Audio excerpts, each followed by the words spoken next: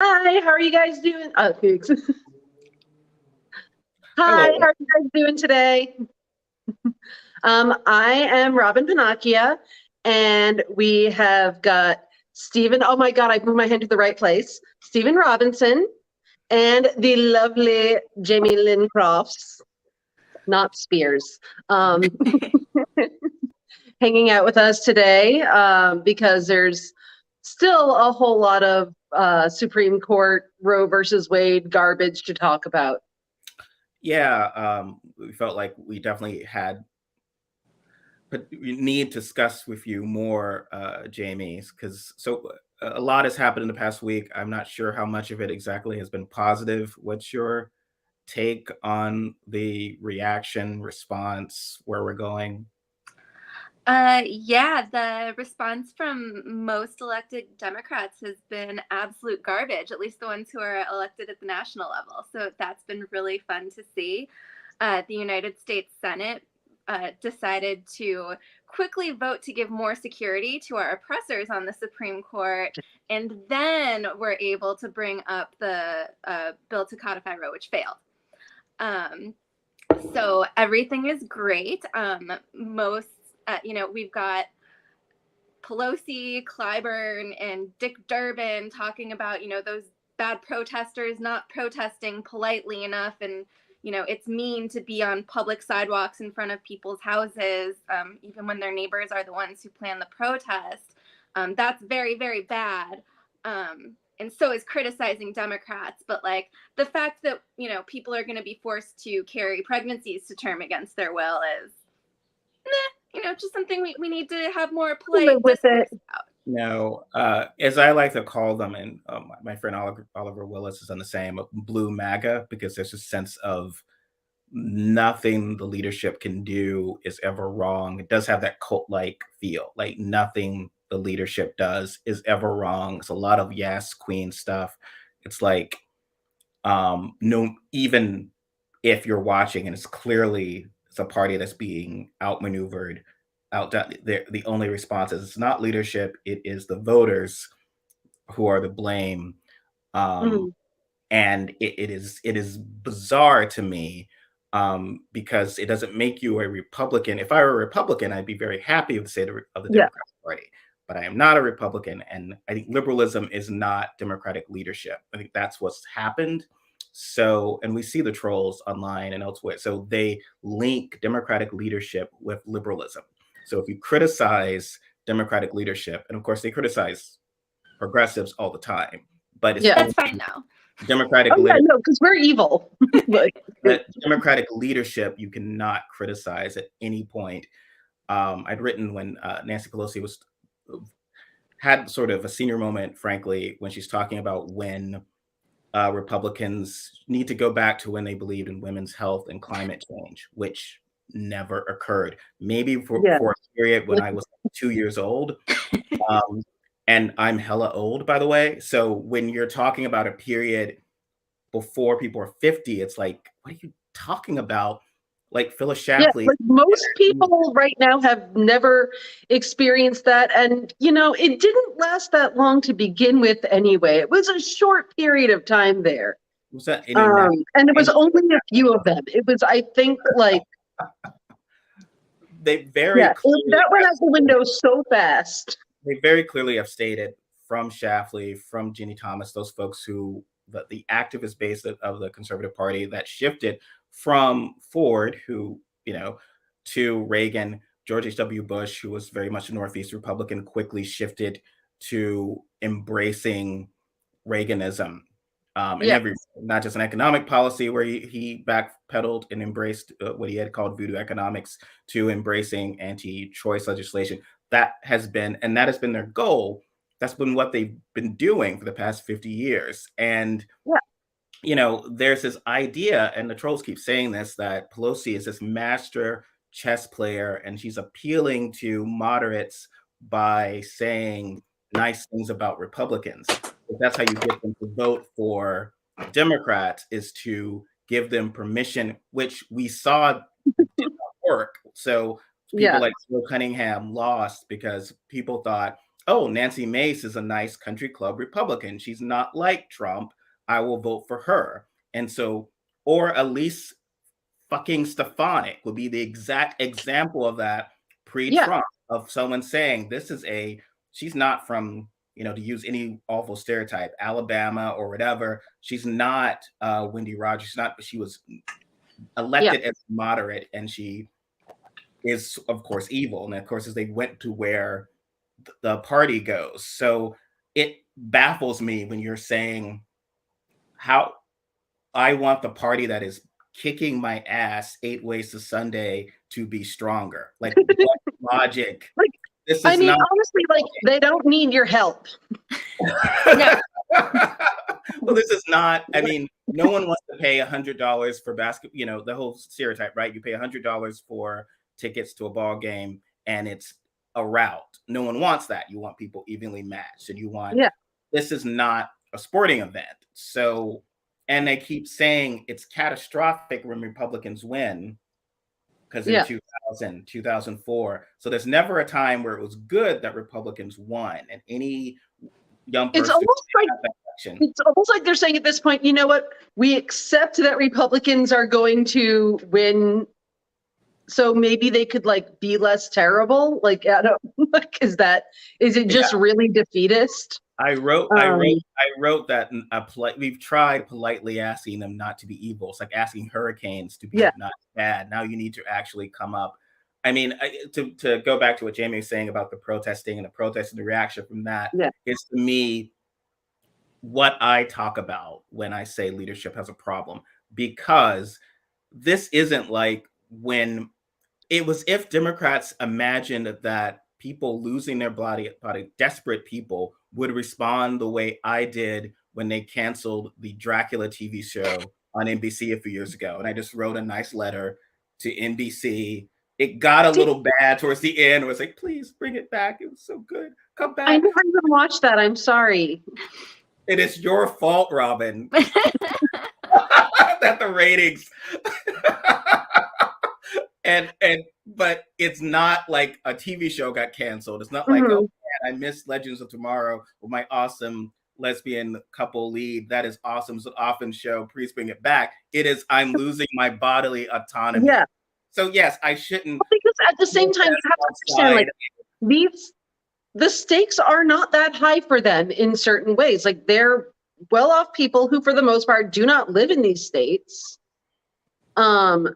It's very far away. And like, quite frankly, I'm in the same position. I'm in New York right now. I'm going back to Illinois soon. I'm going to be basically okay.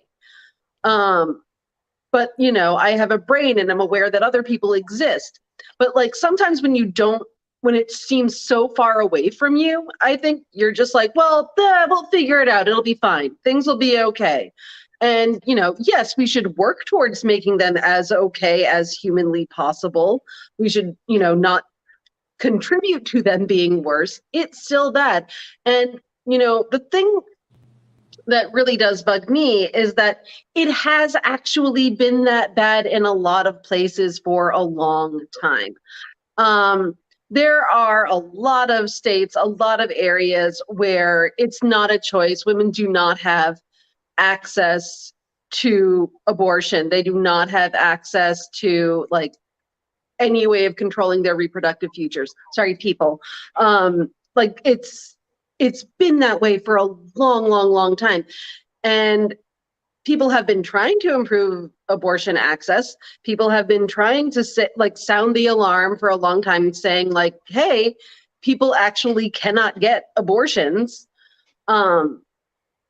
And they haven't paid attention to that. So I'm not that surprised that they're not paying that much attention to this, because in their minds, they think it's going to lead to them winning elections, because people are going to be so upset that they overturned Roe versus Wade. And that is maybe going to partially be true, but Yeah, I don't see compelling evidence of that.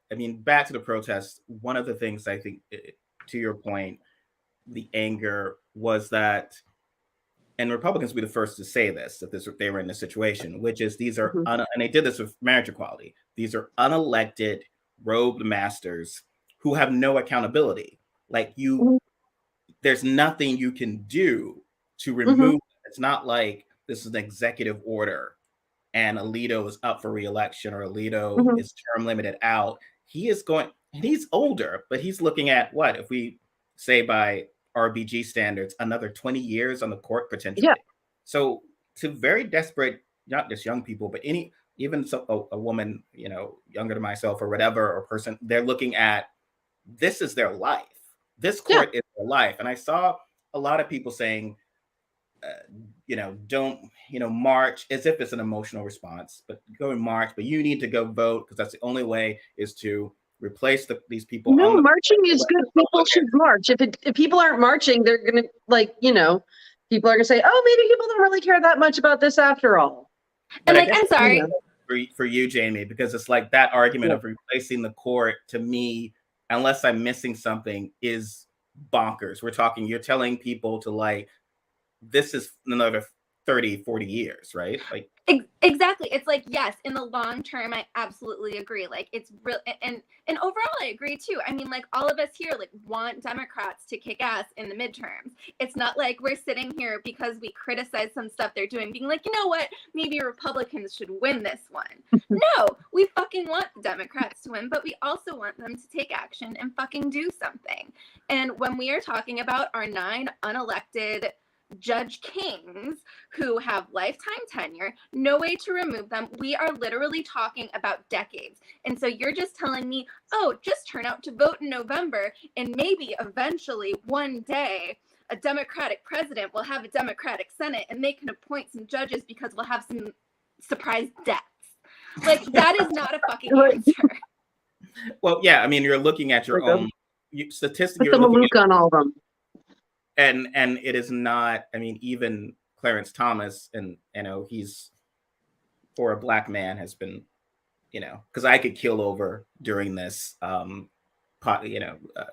based on Black life expectancy but he could live another 15, 20 years.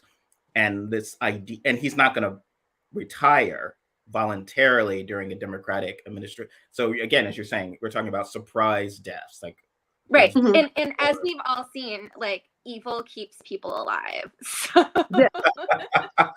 And so there's no explanation. To me, that's not, if you're trying to, this goes back to enslavement times, if someone's like, I can't do that. I don't want my kids to be slaves. I'm done.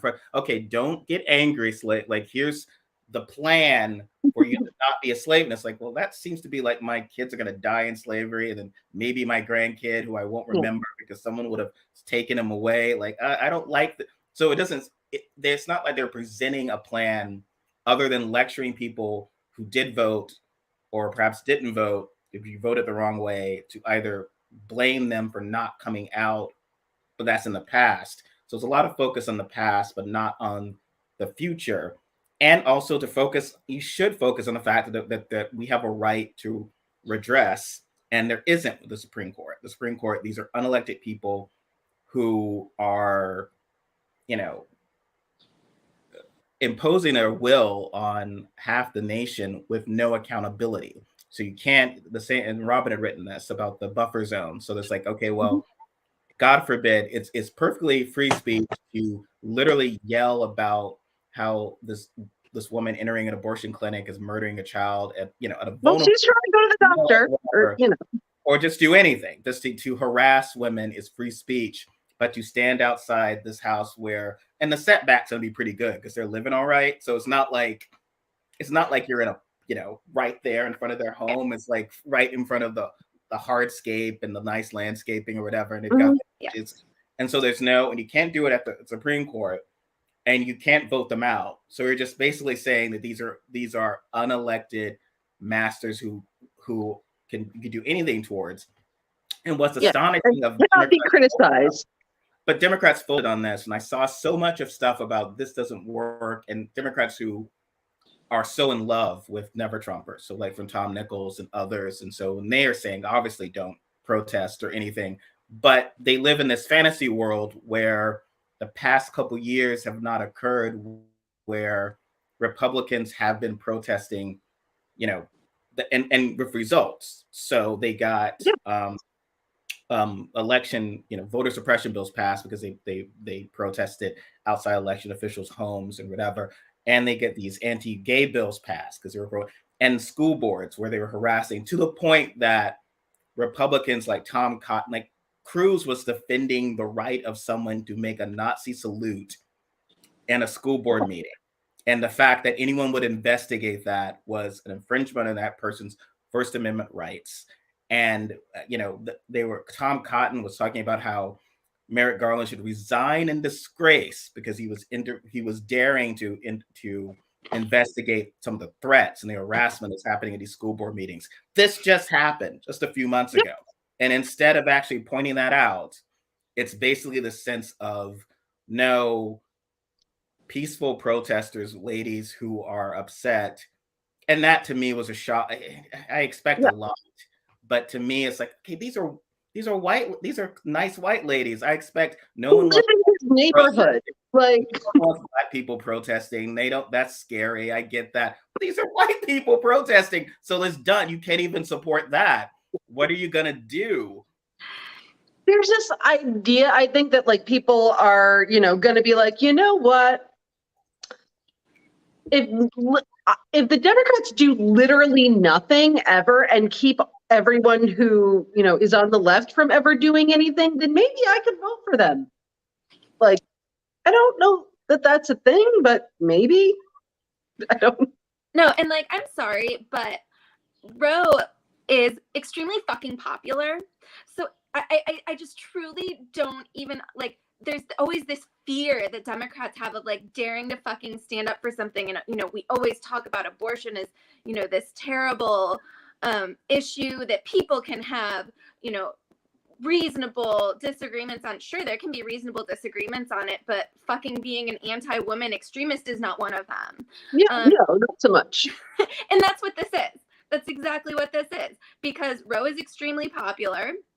Like, everyone except for like the extreme fucking psychopaths who happen to populate, half the legislatures in this country, would say, of course, women shouldn't be, should never be criminally prosecuted for a miscarriage. And yet, like, Democrats will not fucking stand up and try to take drastic action. And I'm sorry, but like, I am so fucking sick of like, but Joe Manchin, because yes, it's a real fucking problem, but that doesn't mean it should stop you from trying to do anything. Yeah. Well, and most people, look, he's a fucking blackmail that man. I'm sure someone's got something on him. I think send them a fish wrapped in a newspaper.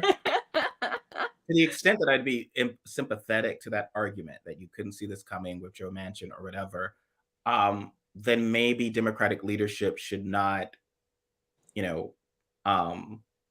endorse and support anti-choice candidates over pro-choice women. Like when you're doing that, one, it seems to reinforce the idea that Roe isn't popular. Because if 70% of people support something, then, well, why can't it be a litmus test, right? It's like, well, what's the harm?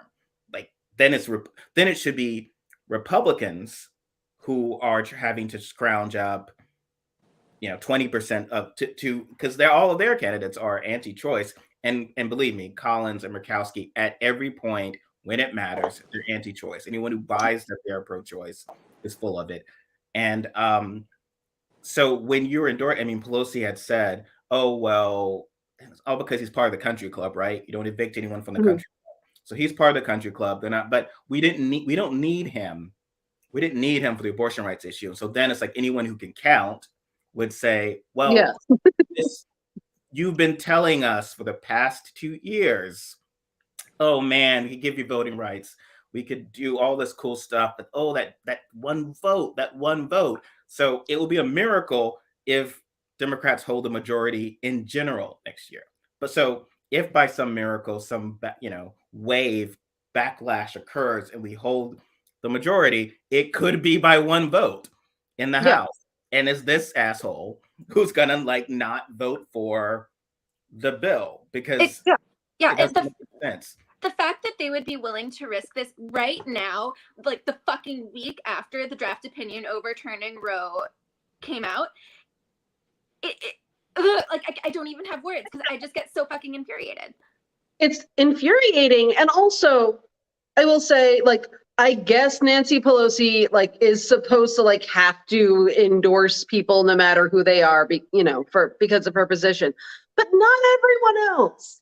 Not everyone else who is endorsing this guy is like not legally, but like is in any way actually obligated to endorse him. Like Clyburn just endorsed another anti-choice person, and like, really, dude?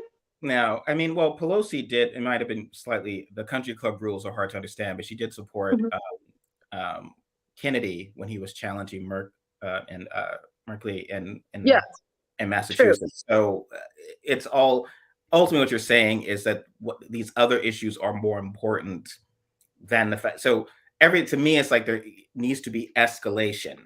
And there's rarely escalation with Democrats. So whatever your, country club rules were, then you ban them. It's like, okay, get angry, like Kirsten Gillibrand did, and said, yeah, I don't care. Either you agree to like vote in support of women's health and reproductive freedom, or no more support, no more money, no more. Yeah. That's what I can literally do now. That's what she has the power to do now. Instead of sending me more emails asking for money, that will then go to people like him. So it doesn't make any sense.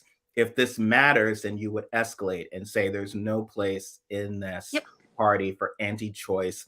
We fucked around and we found out playing around with these. Just realize that those people are never going to say, oh, you know what? You know who's reasonable? Nancy Pelosi.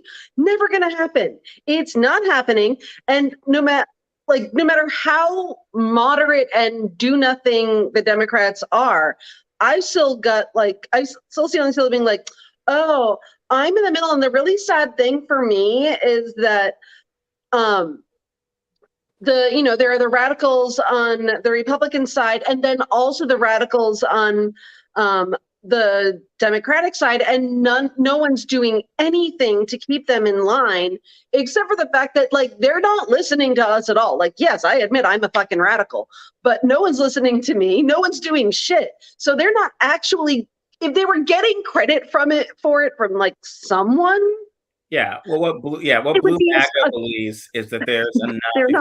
If you throw enough people under the bus, so what they need is always they use the gross term, the sister soldier moment. And again, I think they're going to sister soldier moment like themselves out of anyone being able to vote for them. Well, that was insult everyone. One of the worst things a very negative thing that happened after 2016 is this perceived the Never Trumpers. So they felt too embarrassed to be Republicans. And yes, it's good that they didn't vote for Trump. It is good that they whatever. But they are more of a threat than the perceived Republican, as you said, Robyn. Democrats love the Never Trumpers and are happy with them in the party, resent the progressives. But the Never Trumpers, one, on a long-term level, don't want Democrats to succeed, and they don't want Democrats to succeed anyway. They specifically tend to resent women of color, in general, and whatever. And obviously activism, they see no point in activism. So from Amanda Carpenter to Tom Nichols, wherever, the consistent theme is that activism is bad. Now, that would be fine if, again, the reason they left the Republican Party is that they were dinosaurs within that party.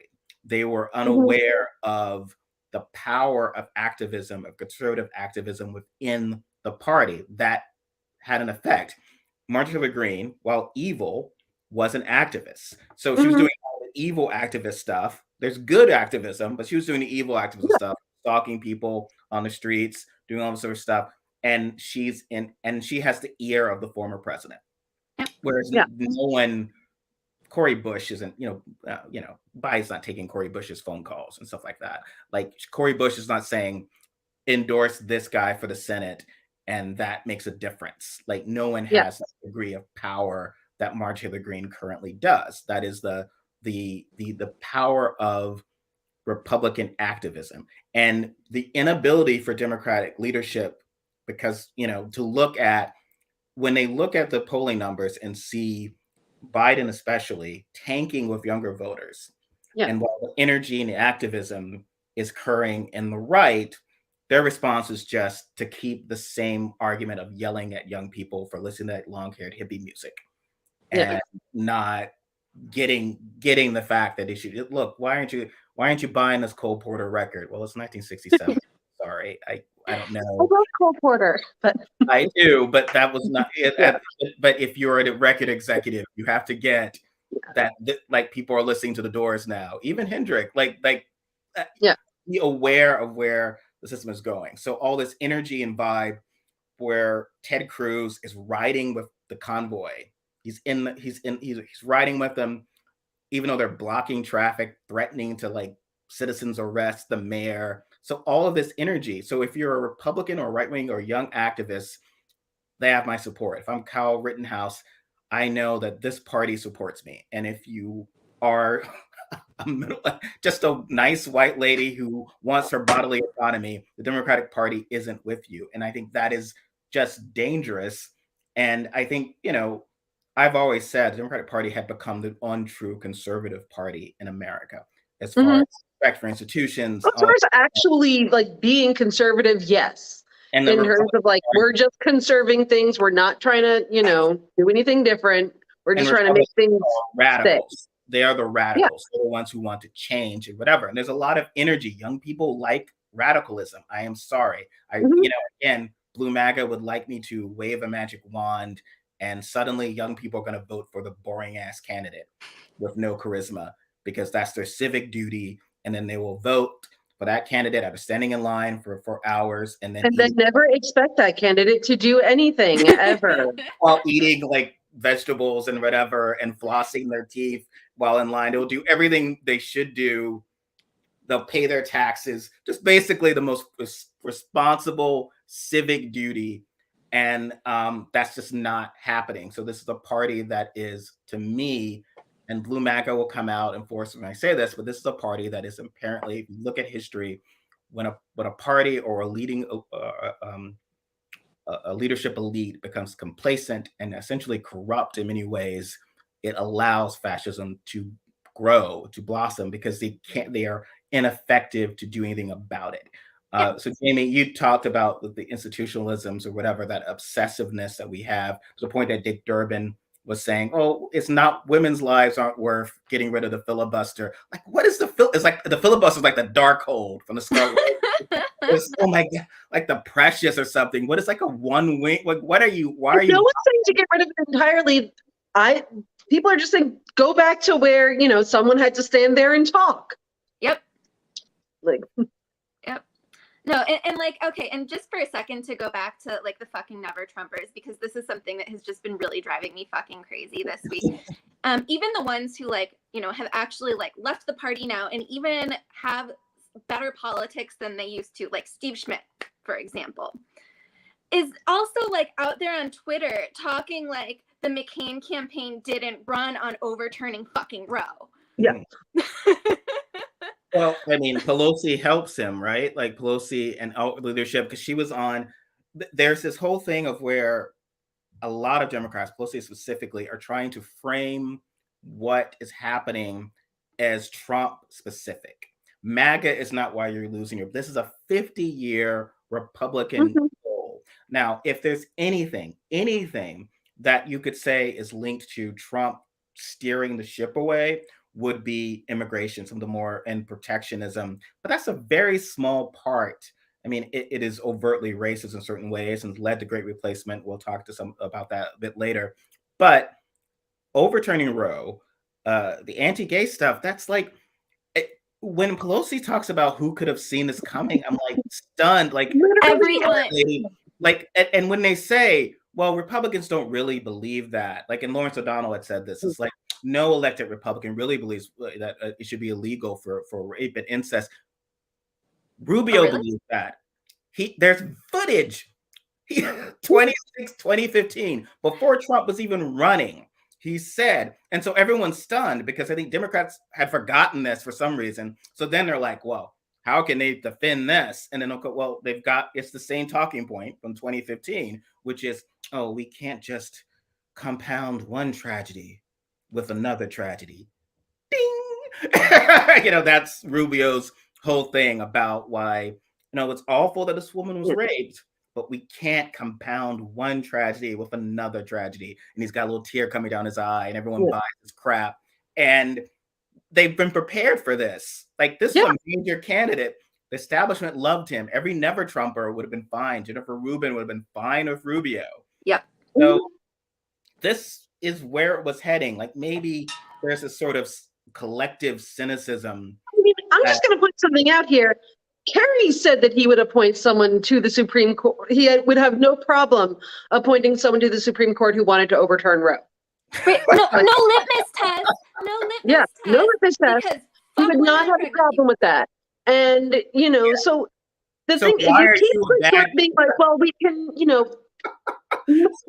So why would a 2004 on this and completely just pretending that it's never actually going to happen? So then why are I still seeing Democrats blaming Nader for 2000 or 2004, particularly just about abortion, if Kerry's willing to have no litmus test? Like, there was never a point. Gore was actually for a very long time super anti-abortion. Like, no one trusted as I recall, literally no one trusted him on abortion, and keep at the time being an advocate for that. But wasn't this argument that somehow that Democrats, despite what they were saying once in office, would go super woke on abortion? Yes. Which is a form of courageousness and that I've not actually seen from any politician. No one's ever actually seen it. But we're They're not waiting for the moment to strike. It's okay. I don't really hate women. I don't really hate women. I'm elected now, and I want to get reelected. So it just seems like obviously that was all sort of a scam, and that's been sort of the whole talking point. So when blaming Nader voters or Stein voters or third-party voters, anyone that show up, or anyone but Republicans for whatever reason, it's this idea that it was very clear what the stakes were in every election. So that's why you got Tim Kaine instead of Kirsten Gillibrand as your VP, to make clear that this election is about abortion, even though I guarantee Hillary Clinton was advised to not make abortion too much of an issue when Garland, when Garland was blocked, because, oh no, you don't want to alienate some of those white moderate ladies who are anti-abortion, and they were from, and I mentioned those again, Olivia Troy, Elizabeth Newman. Well, there was the belief that they were going to come run into the Democratic Party because they were very put off by Trump's bad manners. Which is one of them said, I hate Trump, but I hate abortion more. That is why I did it. And then once he stacked the court, it was like, oh, now I have my moral epiphany. Well, yeah, lady, you got what you wanted. And a Roe's to get overturned. And it's weird because then it's like the party has consistently tried to focus on these voters, those moderate, you're going to be so offended because the country club rules, right? You're so offended by him, you want him out of the country club. But well, what about the working class lady, even the working class guy? And these folks, we've grown up, I think we've all grown up around some of these folks. They're ambivalent about abortion. They're not wearing pro-choice stickers, but obviously it's kind of like, I just want to get a job. In the Rust Belt, you've written about the anger that was happening or whatever. These are people who had voted for, they vote Clinton, they vote Bush, it's usually like, who's going to help me? So if that's the key, why don't we focus on those people? Because they don't care. You could bring in your pro-choice justices. That's not the issue for them. They're just sort of like, okay, whatever on that issue. I just want to be able to feed my kids and get a job. That's and in the case of my hometown, they also really do want to be able to be openly racist. That's also important. Hey, you know what? Same thing. I grew up in Massachusetts. It was the same thing there. So yeah, I'm from a small town in Illinois. Yeah, it is. Well, I mean, a lot of the shift, I mean, that's and Carville's advice and all of that. And when everyone talks about, why is James Carville sending out text messages for trying to get money for Democrats? Like, I don't get those. Sorry, continue. That's just really been. Really? I only get messages from Bernie and Liz. That's the only people who send me any messages. The rest of them know better. Subscribing from everyone, and they keep buying my names from different lists. I do actually have Jen Schakowsky's phone number, but she doesn't message me ever. But she's just really nice. She was really nice the one time that I met her and was like, here, have my phone number. I'm so happy that you are cool. So I liked her when I met her. Well, there's a lot of Carville and others, this whole sense of too much wokeism. And a lot of that is because they love to adopt right-wing rhetoric.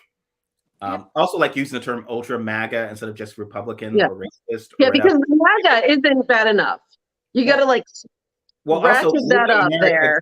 Again, you're just reinforcing what they're saying is make America great again, which is actually not a terrible sentiment. Yeah. It's coded and bad, but you're just repeating their positive sentiment. And so, of course, they say, well, I'm definitely ultra MAGA because, yes, of course, I'm ultra making America great again. Just say they are racist. They are saying it. But the Carville's this whole thing about the wokeism and whatever is the idea that they can avoid these issues. So, and Robyn has written about it, if I can just hide. But the school board issue, you could not hide from that. It wasn't, Virginia, the nominee wasn't AOC or someone or Corey. It was a moderate from the Clinton era, and he got beat by someone, comprehending that this was a major issue and building up this issue and driving towards it. So there's a perception of like, we can avoid these culture war issues, which is astounding because Republicans it's like a pincer move. So they've been hitting Democrats when things were sort of going well in the country. We had the vaccine. It looked like things are going to go, Trump, Biden was around 50%, and they were hitting them on this and cancel culture and critical race theory because this is where we're going to pick the culture war. And then they were hitting them from that angle. And then they started Elise Stefanik because while evil, still a normal person, was in a grocery store and noticing the price of food was slightly higher. She's not going to help fix that. She's not going to contribute anything, but she's like, I can make this an issue.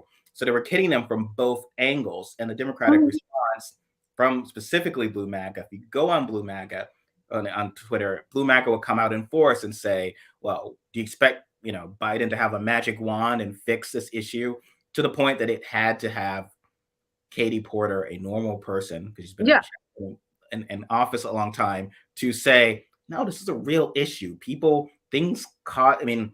Aside from the inflationary problems, there's also the supply issues are such that, if you're fortunate enough, that like if something breaks, it's like I can afford to pay for it. It's more of like, this is going to take effing forever to fix, to get this to happen. So there's that sense of the country is really tense and tough, and Republicans are the only ones talking about it. And Democrats are sort of like, everything is swell. And then the same with it's the emperor is like, it's the emperor's new clothes. They think if they just keep saying over and over again, everything is super great, things are fine, people will go along with them. And just, to some degree, it does matter how you talk about things, and it does matter not talking things down to a certain extent. I think it would be super great if they would like not act as if all liberal policies were hideously unpopular and hated by everyone, no matter what, even if they have 70% approval. That would be super great. But when people can see things with their own eyes and see that there are problems, and they can, go to the grocery store and see the price increases by themselves, unless, they're super fancy and not even paying attention. They know. They also know the politicians aren't doing anything. Like, they're aware. They don't need me to be like, hey, and again, we haven't gotten a child tax credit back yet. Like, and if you're not a normal person, the price of milk or the price of eggs going up slightly, you might not even literally notice. Like, your Instacart comes in and you just, it's a banana. How much could it possibly cost? I guess $10 for a banana now. Or I always said I moved to New York right after college. So I never did grocery shopping for myself until I moved to New York. And so I was like, I guess cereal's $5. Never did. This is 1996. I'm like, I don't know. I was like, what are you talking about? It's like $2. Where are you living? So, there's that sense of complete disconnect from reality. Again, the shortage with infant baby food. And again, a lot of blue MAGA legislators was like, just go on. Everyone's just making something up, and any excuse to attack Democrats, just go on Amazon Prime or just go. I was like, oh my God. Like, it was horrifying, the level of clueless response to that from people in that sort of circle of leadership, just to be like, it's not that big of a deal. It's not that big of an issue. And again, Republicans, I've written them very nice letters to please don't exploit our obvious mistakes, but they don't. They're like, nah, I'm gonna exploit. Every time you fall down, I'm gonna step on you. That's how they act. So of course, leaping on this, they added an extra bit of racism with it, and there's been no response to, well, we need to fix this. And instead, there's this idea that if we're all very polite and quiet, Republicans, and I said this last week, will defeat themselves. Republicans will, by passing these laws, it's obviously so unpopular. And it's like, well, no, your suburban white ladies aren't coming in on the white horses to save you, because some of these folks are, again, going to vote for the baby food. They're going to vote for these other issues. So you need to really harness the actual anger and find it. But there's that fear of doing so. And something that came up that, and I mentioned this to you and Jamie and Robyn, that was interesting was I've seen people kind of state, that they don't want to have the confrontation with the Republican Party as it exists. So to a certain point, some of them do like to hear what Pelosi's saying because they want to believe that there will be a reawakening in our institute, because it's like all our institutions will be fine and everything will be okay and they'll stop hurting us. But that's a lie. So lying to them is not going to help. So what are your thoughts on this? I mean, really, like, everyone is just trying to pretend that, like, if we ignore the fact that our fucking democracy is crumbling around us, that, like, eventually things will go back to normal and, like, Republicans will be normal Republican evil and not MAGA evil. And it's like, they think that we're just going to magically go back in time and, you know, the segregationists are going to be going to the country club together again. And, like, apparently think if we do nothing and we're nice enough and we, you know, are polite and don't protest in a way that upsets our oppressors, that suddenly, like, these fucking psychos are going to, say, oh, you know what? Oh, they'll calm down. They'll calm down. They won't be so agitated because they have to do this because we piss them off. Yeah. And it's the same people who were like, oh, the Supreme Court will never actually overturn Roe because Republicans want the issue. No, they fucking want to put women back in our fucking place. Yeah, there's an ability to. They're very clear about this. Ross Douthat was there, like, he's, you know, a New York Times guy. He's like, this is great. Now women don't have to, like, now we can, you know, we can have get women out of the office. Like, this, you know. Yeah, and I think there's this whole this idea of these institutions will protect us. I've written something about Kristen Sinema still useless, because her immediate response after the draft leaked was just this standard press release, no anger, like Kristen Gillibrand, not even a video, not even a human emotion, because that's something you might want to do. Instead, it's just this press release, kind of like almost falling back on Roe v. Wade exists, says we have this constitutional right, so don't overturn that right because that is our right and that's the right and the Constitution says it. And blah, now instead of like, well, no, you can't hold on to that conservative, because that's conservatism, right? This is the law. This is what it is. You can't hold on to that anymore because now it will no longer be the law. And you're going to have to be on the side of, I am advocating for this now illegal thing because that is morally right. And I think that'll get you kicked out of the country club, right? So that was all she said. Then there's a bunch of her bipartisan BS for the next 2 weeks. That was it. And the day after it was the abortion law was blocked in the Senate, she posted this photo of herself with Shelley Caputo from West Virginia, and they've done some sort of, you know, Iron They were Lady, running together. yeah, and they're like this, and there's Clark. It's like it's just a goddamn country club to you. This woman voted. She voted again. And you're just hang out, whatever, and that's supposed to make us feel good because despite all the odds, two well-off white ladies can get along. Well, wow, that makes I would also better. like to point out that Shelley Moore Capito, at least used to, and I believe still pretends to be pro-choice. So she's another fun one too, even though she's like literally never voted for anything. About abortion rights. Oh yeah, it's like a farce. I mean, she all just hack right-wing judges and all, like, she would not get a dime. Like the Republic, let's be honest, Republican Party, you would not get a dime if anyone believed you were legitimately pro-abortion rights, pro-women. Like it's all talk. So she posts this and it's just like this fantasy world, like, well, you can't get angry, you can't do any, like, you're completely useless except vote. Just vote and then never speak of it again. Vote for Democrats politely like you're supposed to, and then don't care if they do or say anything that aligns with your values. Yeah, and then the fact of like, but that's, you can't send out those press releases anymore. Cinema, you need to actively, you need to be with those ladies in the streets. Yep. And so your buddy Ted Cruz is actually, he's in the trucker convoy. Yeah. So who's a better representative of the people who got him elected? Yes, Ted fucking Cruz.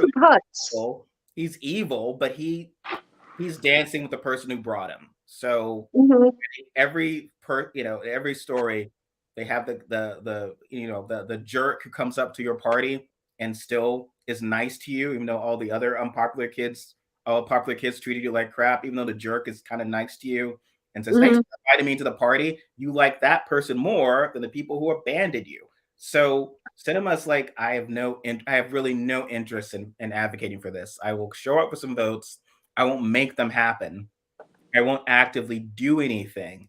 And so whenever someone says like, well, we're going to put the onus entirely on voters to keep voting to make it so that we have so much power that Republicans don't exist, but that's not a reality because you're dealing with an aggressive, it's just sort of, you have the cancer's in your body. There's no aggressive action against the cancer.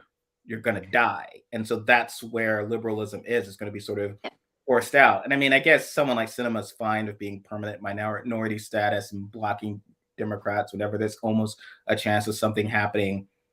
I mean, that will help for the country club, but it's not going to do anything effective for, I mean, she won't even come out and say something as simple. If you're talking about vote, just vote, right? The one thing would be, oh, hi, I'm Kristen Sinema. I try to do this whole Maverick thing, but now I'm going to say maybe vote for Democrats because she never does that. But like, hey, there's an election this year for Attorney General and Secretary of State and Governor. And maybe Democrats should win those elections in addition to Senator. Arizona is one of the states where, please, can you, people are gonna, can you speak to some of what those trigger laws are in Arizona? Because I've done some research on them and they're I do not know what they are off the top of my head, but they're not good. And Arizona is one of the states where those rights are going to be in danger. There's no rape exception. We passed a recent law, but has not overturned the older law, the pre-statehood abortion, which is no exceptions, which Republicans are pretty much openly embracing, saying, well, all life is sacred and so forth, except the life of this pregnant person who's going to die, because they're also and these laws are so infantilizing. I'm obviously not someone who gets pregnant, but to me, it's so infantilizing because it's just sort of, this is murder, but except for any other type of murder, the person who organizes the contract killing is an innocent victim. Oh my goodness! Like, just in Louisiana, just showed up at your house. And Louisiana, they want to throw people in prison, like for having abortions. It also happens to be the state with the highest maternal mortality rate.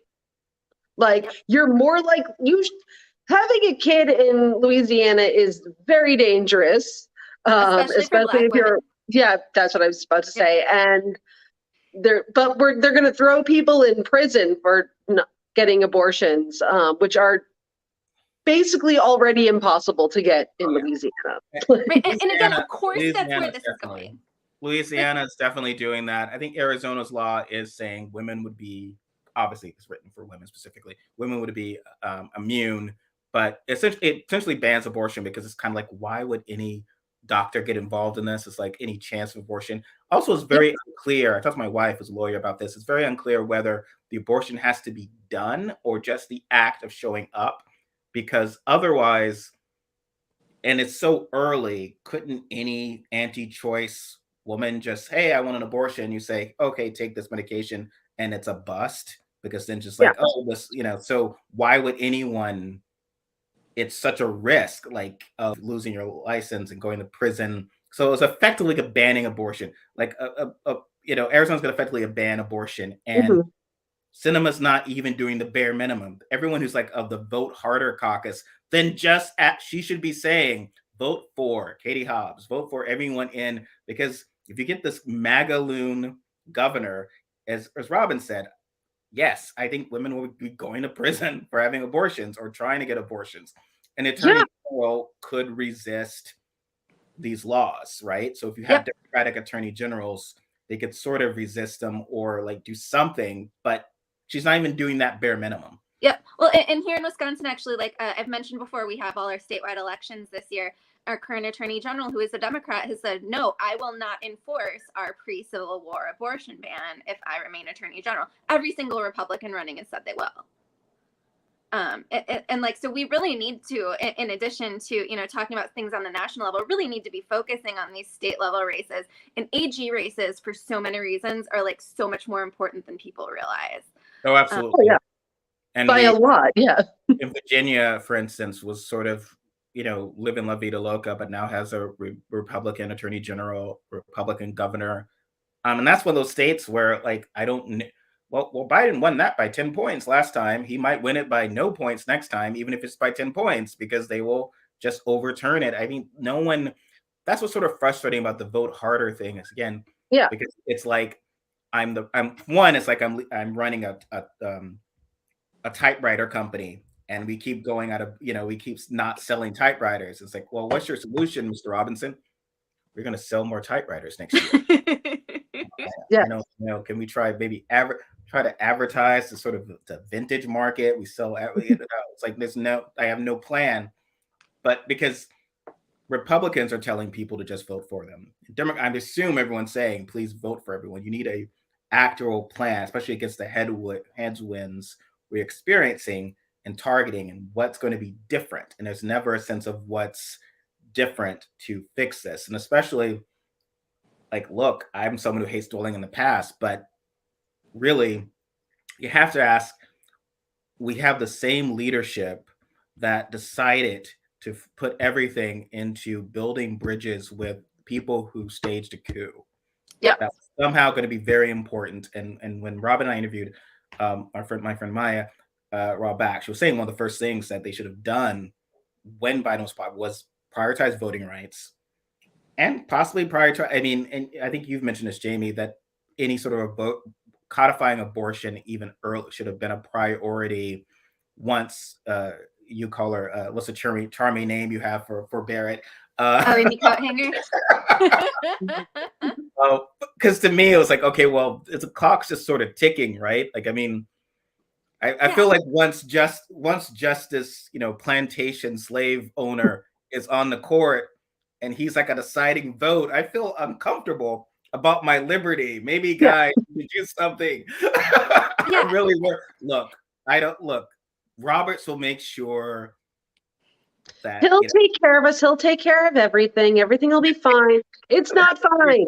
This plantation slave owner will not overturn the 13th Amendment. Don't you worry. Now let's build some bridges with Republicans.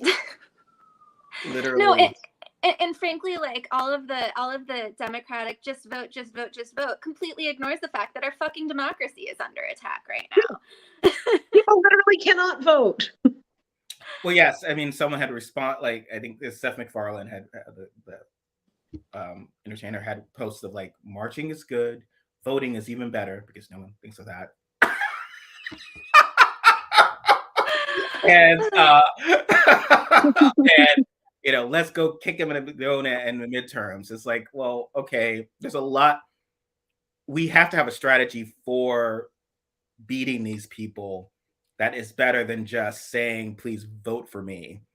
Much please like vote for us in the hopes that maybe someday we'll be able to just like, please date me. I tried that and got, just please, come on, how bad could it be? They vary between those things and like weird self-deprecation where it's like, well, we know we suck, but we know no one actually wants any of these things that we are fighting for, even though like polls say, yeah, like 70% of the population is really into them. Like in the way that like, someone you're dating is like, I'm just going to keep putting myself down, and then that person will have to keep saying, no, you're great, you're super great. Like, and that also just never seems to happen. Like, yeah, I mean, the voting, the problem is a lot of these states will overturn. And well, what can be done about if Joe, because of Joe Manchin, because of cinema, because of the voting rights? Well, one thing would be to make it so that no one would ever dare overturn election results. And again, Blue MAGA has criticized whenever you would dare suggest that Merrick Garland was not all due speed or whatever, they would either come out with institutionalism. Well, he shouldn't be like Bill Barr. He should be an institutionalist. Or they're saying, well, you don't know. He's going to come to the rescue just like Mueller did. Merrick Garland does not have the world's most pro-choice history. Like, that is why when he was nominated, people were like, him, really? Well, what I was getting at is the idea that you need to, if you can't pass voting rights legislation to prevent states from overturning, you need to make it so that really you needed a Ted Cruz perp walk at that level, because Joe Schmo, white supremacist who was storming the Capitol, getting arrested at that level doesn't break the mob. It is just random guys who are happy to fall on grenades. And so the 147 Republicans who said just either F it, like there's literally no evidence of fraud, but I'm going to overturn the election, and nothing happened to them. Nothing. So if you are a Republican with a brain in their head, you could be like, every Republican who stood up for democracy either got primaried out of their job or got their life threatened. And so I was thinking, silly me, I should go through all of this because otherwise, I don't want that perp walk. Oh wow, Josh Hawley is going to be in big trouble because he just tried to overturn a free and fair election. Man, once Biden and Biden's he wants to shake hands, and people who just wants to hug it out with Republican. Oh, okay, well, I guess there's literally nothing has been done to prevent another. And you have to show force. Again, these are gangsters. If you don't show, if you show weakness, I just feel like go watch The Godfather again. If you show weakness, it's gonna be bad. So there were areas that could have been done, and in each instance, it was institutionalism that did us in. And these same people who are obsessed with the institutions and obsessed with keeping the filibuster in place and stuff also like ignores the fact that like your average layperson voter is not us sitting here talking about the filibuster. Your average layperson voter sees that Democrats have both houses of Congress and the presidency and thinks that they should be able to fucking do something. Like, they are not thinking about the filibuster and whether Joe Manchin and Kyrsten Sinema are going to vote a certain way. They're saying Democrats have the majority everywhere. Where's the fucking action? They're also saying Democrats have the majority everywhere, and a lot of things are really fucked up right now. So yes, and those Republicans would be very good at demonizing. If they were in charge and was on fire, they demonize Democrats as an existential threat enough so, and then Democrats have trouble going all in, of making it these are these scary people, because they don't want to hurt the feelings of their uncle or a nephew, you know, whatever Yep. the Democrats they know. Even while they're taking away our fundamental human rights. Yeah. Yeah, I mean, it's that country club mentality, but that institutionalism is not gonna. It doesn't help, and essentially there will be nothing left. And you can kind of blame. I mean, I remember. And speaking of that, with Manchin and the others, I remember a lot of Blue MAGA accused me of being Liz Warren's secret lover when I suggested that Biden specifically ran a whole campaign where he was, and Buttigieg and others said that Warren is going to cost us the House because she's going to make these big promises and fail. And when you promise big things and fail, voters get upset, and that's going to bring Trump back. It'll bring Farmer Trump back if we bring in Warren, and she won't win because I'm not going to say she's a girl with girl parts and is silly like a girl. But I'm just saying she's just shrill. I'm just saying, yeah, she's shrill and thinks she knows stuff, and that's going to alienate people. And so, yes, when Biden ran on I will restore everything back to normal, everything will be happy. There'll be no more anger at your, white people's Thanksgiving dinners or holiday dinners. Everything will be great. I'll be able to work with Republicans and get stuff done.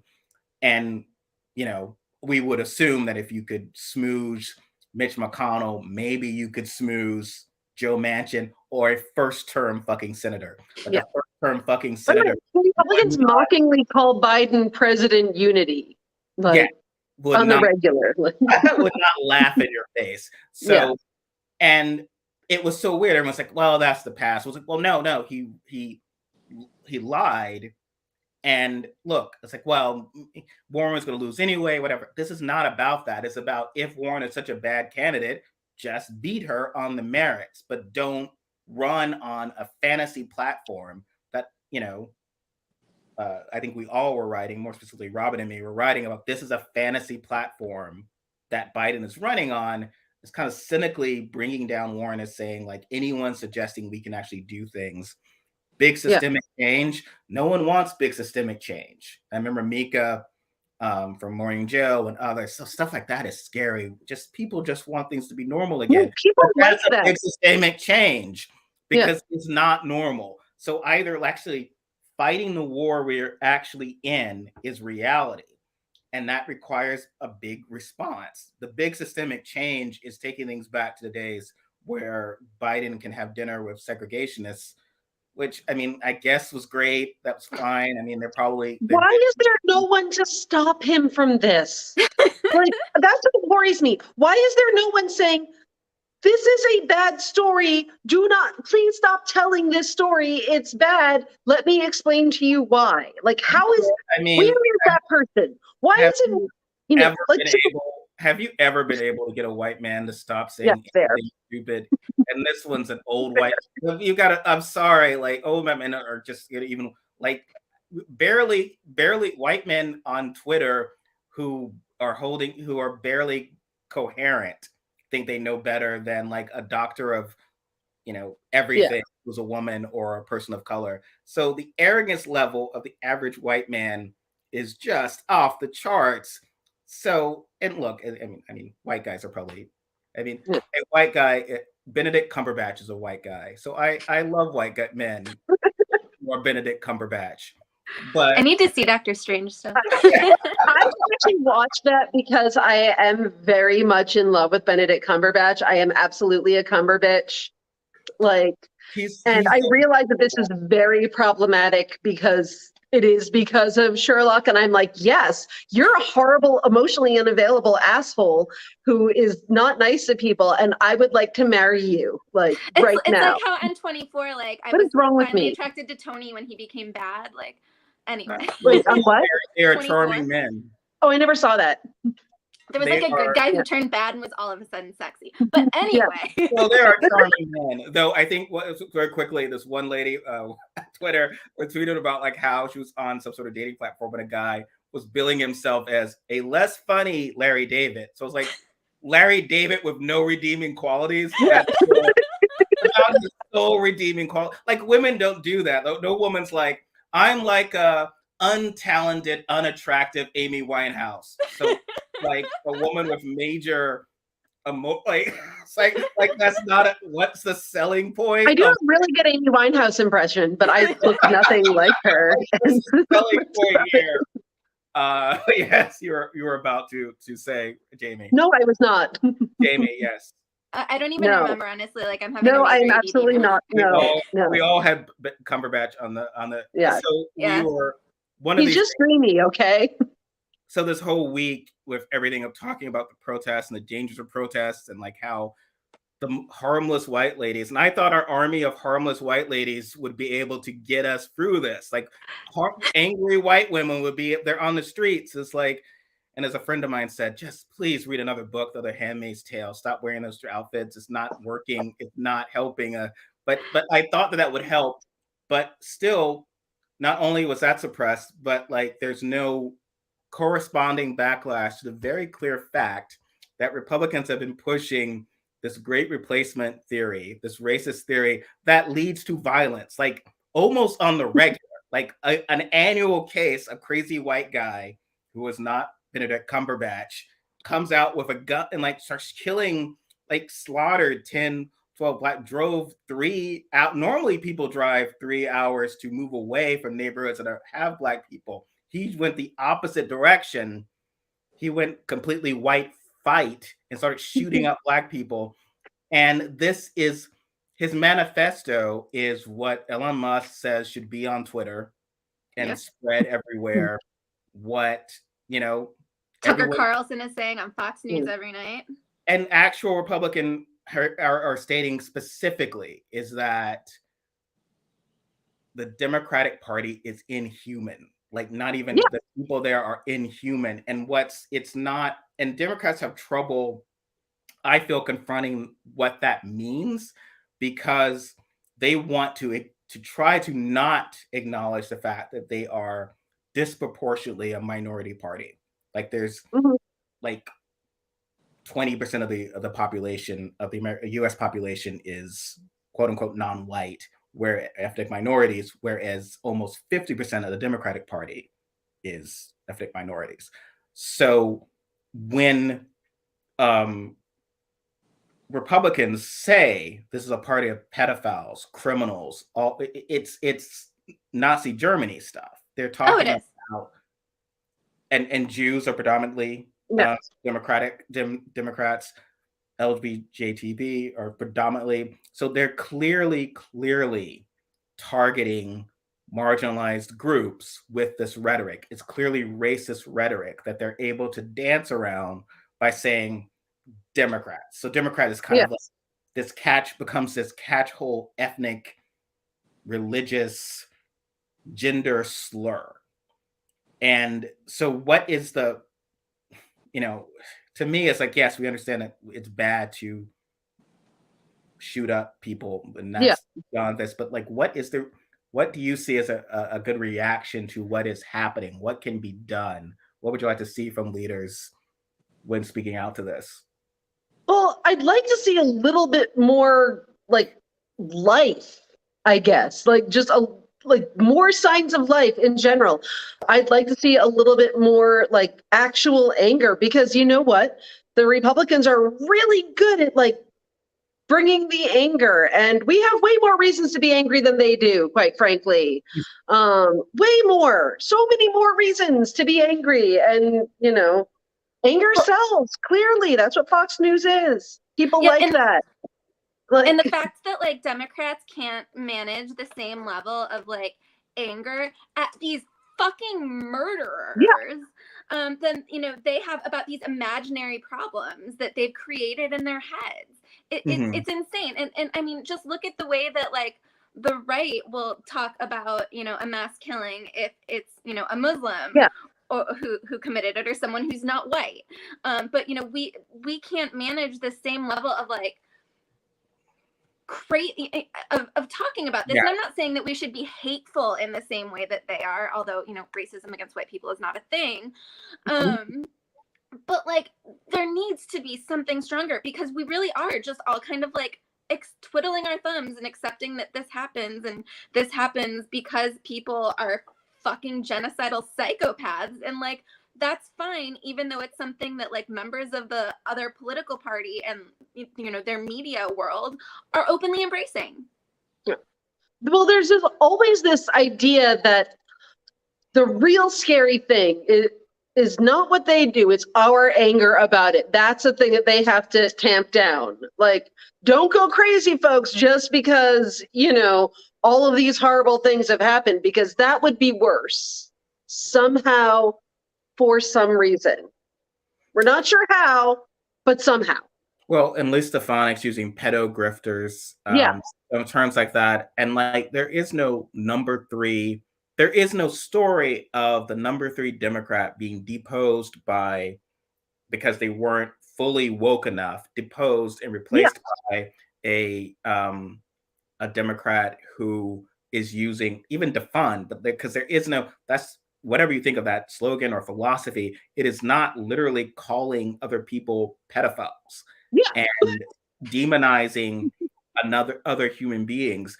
It is this whole, like, where is the righteous anger? And then so when they keep letting Republicans set the rules and then trying to play by them, and then the Republicans change the rules.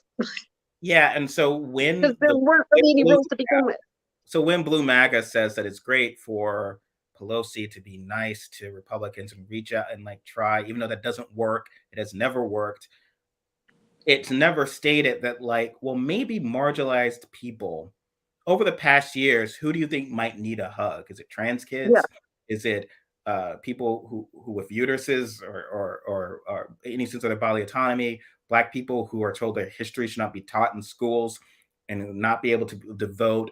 Like, why can't you fight on their behalf, get anger on behalf, and not angry about institutions or about like, oh my goodness, the Republicans are not playing by the Rogers Rule of Order. I missed the days when they were when they were kicking our ass. They were kicking our asses, but in politely. Instead of doing that, why not actually show anger or rage for that? I mean, this is what DeSantis has been doing. And it's interesting. So when Pelosi said, like, the gaslighting, which is like, no one could have seen Trump coming, even though it was people like you. Except for everyone who did. Well, activists, it was liberal activists like yourself and people of color like myself who in 2015, 2016 said that Trump could win. I was drawing a line from Trump to Santorum, who did better than expected in 2012 with a very sort of populist flip. And I felt like there's an anger, there's a sense of wanting the average Joe connection. Someone's going to be able to get to that. And it's all ignored. It was, we were all being silly. And also, if you're saying that no one could have seen this coming, and even though that's untrue, then why is the whole also simultaneous rhetoric from Blue MAGA that anyone who voted third party in Michigan, where the conventional wisdom was that Hillary was going to run away from it, and if you were to even suggest that Hillary was weak in the Rust Belt, you were just trying. I mean, even I'm not a fan of Mark Halperin, but I remember Mark Halperin was accused of just wanting a horse race. So whenever anyone would say, I think Trump has a good shot, you're just trying to do horse race journalism. Hillary's going to run away with it. And so there wasn't a sense of our democracy is going to fall if Trump, it was like, there's no way Trump could win. Obama was saying, oh, our nation is smarter than that. And it wasn't.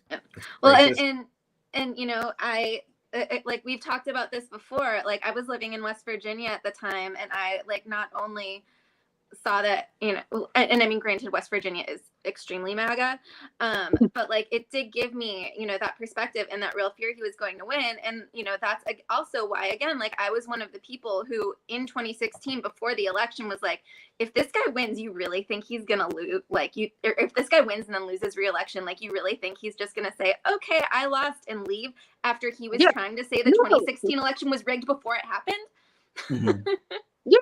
And why would I was way too far ahead, because I said before, you know, the primaries even started that We were probably going to lose because Obama had jumped on the TPP train.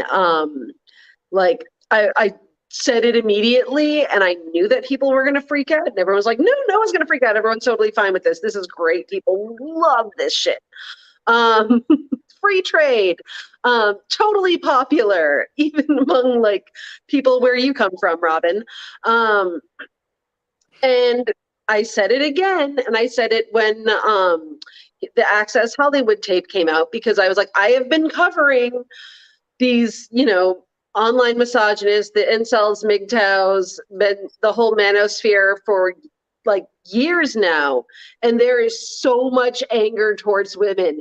It is insane, and there is so much more, hate than people really realized, unless they were, like me and spending way the fuck too much time reading through 4chan and all these other horrible things. I had to go back to that this morning, and then I decided, I'm going a different direction with this. But it truly, it was so horrifying, and it was becoming so popular. And I said, people are angry at women.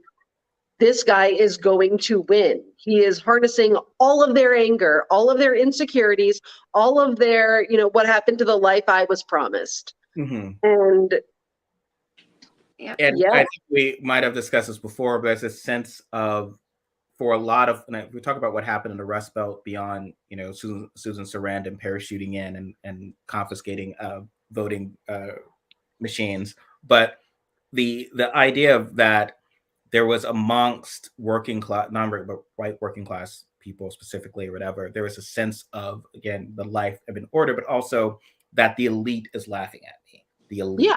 And so the elite had been defined as, but the Republican elite and the Democratic elite, the elite in general, yeah, seen as their champion against that. And the weird Democratic response to an anti-elitism was to be like, well, you idiots are liking a fake billionaire, so I'm going to invite a real billionaire. Mike was so weird. It was so weird. There was a lot of the sense of, here's all the cast out Republican elites, and look, they're endorsing Clinton now, and the elite all now agree that Trump is a bad, and it's just, but that was a fundamental misread of what the election was about, which is, again, because they thought that people were enthralled by him because he was a billionaire. And that was part of it in a way, but in a different way than they really understood. No, Trump represents, in a movie, he'd be the guy who, in the corridors of New York, the elite, they love Obama, they love, but they don't like him. He's too crass. He just, when people were mocking him for how he ate a steak well done and with ketchup, it's like, okay, well, do you know how working class people live, or what they do, or like how you're insulting?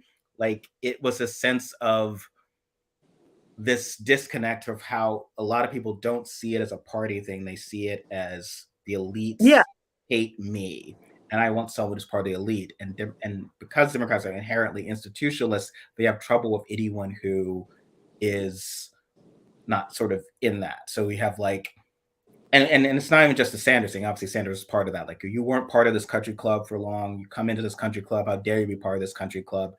And for whatever reason, you don't have to like Sanders or not. It just reads as, again, this is all a country club. It's about who's in the elite, instead of actually saying, well, maybe Sanders himself is elitist because he's been in power for a while. They didn't check him on that.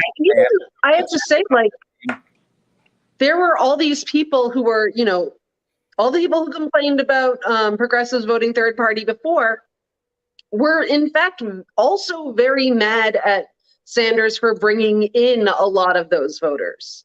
Because I would be one of them. In fact, I did not vote for Democrats prior to 2016. There was very much an attitude of, this is our party. You are a guest here. You do not ask for things. You do not try and push the party to like what you are interested in. You need to like sit down and shut up and wait your turn. Yeah. And that did not go over well with a lot of people because it's kind of repulsive. I'm just saying. Yeah, why the never not a cool way to be. That's why never Trumpers were welcomed more, because they were Yeah. still high. They were kind of like, if you're part of a social club and you can kind of get a weekend pass if you're traveling. So Yeah. it's okay, well, oh, you belong to this club in Seattle. Here in Portland, you can come on in. And it's not like it's so welcoming those guys, Amanda Carpenters and the Jennifer Rubins, is very different from welcoming anyone who's not part of that elite. And one big challenge I think Democrats do have is our minorities. The embrace of minorities, presented of a minority party, is often falling into what's what I call the very dangerous model minority idea. So advanced minorities, and so it's great. I love brothers who go to Harvard and sisters who go to Ivy League schools and have all the stuff or whatever.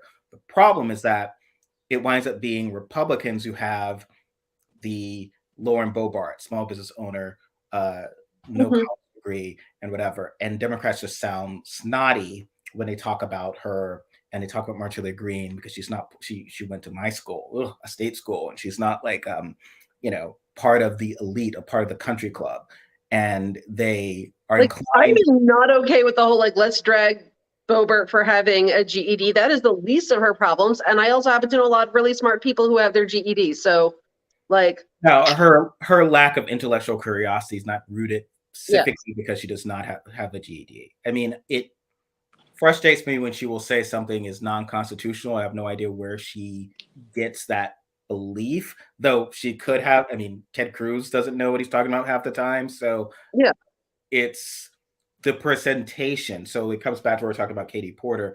Katie Porter was one of the examples of someone who had at least been living a normal human life very recently.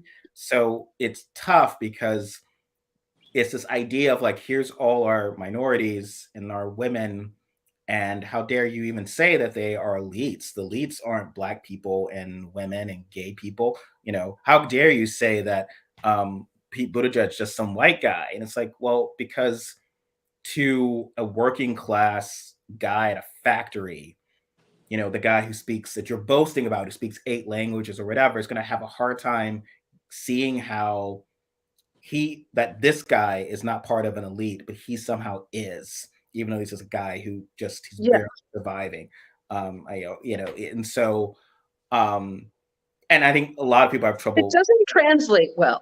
Well, let's have trouble showing that. I mean, I've talked about this again multiple times. When you watch home improvement shows, often it's like the power lesbian couple who has the $3 million decorations or whatever, and so it's very rare on television when you see LGBT community, they are well off. It's like somehow they, and it's like, well, Will and Grace will show a great message to gay people, and I like the show that aired, but it's like, well, showing well off gay people helps to promote this idea that it's just sort of these are the folks you don't have to worry about. Whereas how many hillbilly elegy stories are there? How many stories about poor as dirt white people? It's actually, and really Black people and Hispanics and queer people, especially trans people, are more likely to be living at the margins. Democrats have trouble. I mean, a lot of that stopped after Cosby, and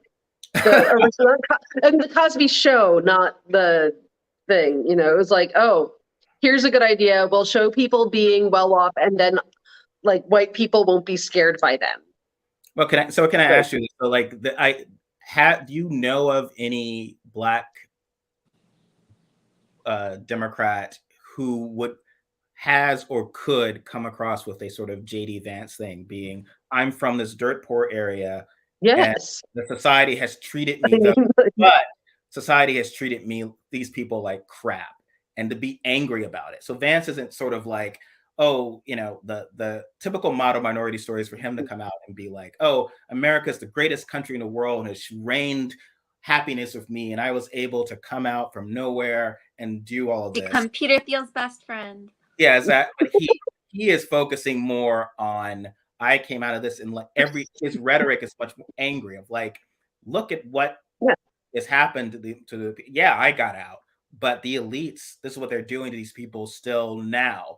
And I feel like for a Black Democrat to do that, to be like, yeah, I'm from the inner city, yeah, I got out, yeah, I went to Harvard, but they aren't taking care of my people here, or they're not doing anything there, would be not met with well. To actually, No, I agree. Yeah. That's not the deal. You're supposed to come out and be like, it's wonderful. I'm Obama and everything. I'm the, Everything's cool now, guys. Post-racial America. Like, no, and it's like so I was in Grant Park on election night in 2008, and so was I. So weird. And so was Oprah, our friend. Crazy. But like, I now, after everything that's happened since, like, it kind of makes me sad to think back on like how amazing that night was, because I know that I will never be able to feel that kind of hope and optimism about our country ever again. I hate to say it, I'm not an optimist in many ways. I was like, I'm glad that, this is happening. At that point, I was like, I have no hope for anything. I'm very dated. But, it's less bad than it was before. Yay. I still at that point had a little bit of optimism left in me. And like, honestly, I still had a little bit of it really until like the night of the 2016 election. And then like that last little remaining idealist, optimistic part of me was killed, and she's never coming back. Yeah, the baby version. To be fair, the entire reason I was born was because my mom, basically Reagan was about to be president. My mom was like, absolutely, I'm dropping out. I'm done. I don't want anything to do with this country. I'm just gonna have kids and like, I'm done. So I come from a long line of jaded motherfuckers. So I think it was an optimistic moment. It was sort of, I remember at the time people calling it like, oh, it's like end of the Return of the Jedi. Sorry, Robyn, for making references you don't get, but I know what it is. I know that it's a movie. One thing that I thought in a weird way was either somewhat prescient about The Force Awakens. It was one of the Stargate prequels that came out before 2016, was to show that any kind of complacency about defeating the bad guys, because the First Order was like, yeah, well, we're coming back and we're in force and you're back on the run again, and now you've named the rebellion the Resistance, but you're still doing the same shit because you can't beat us that easily. And I think there was a sense of perhaps some complacency to the image of the inauguration and probably what was happening, among Democrats, whatever, the inauguration with their 60 vote supermajority, believing they this is the new era, and Republicans, the good Republicans, hiding out with McConnell and Ryan and McCarthy, and like, how do we strike back?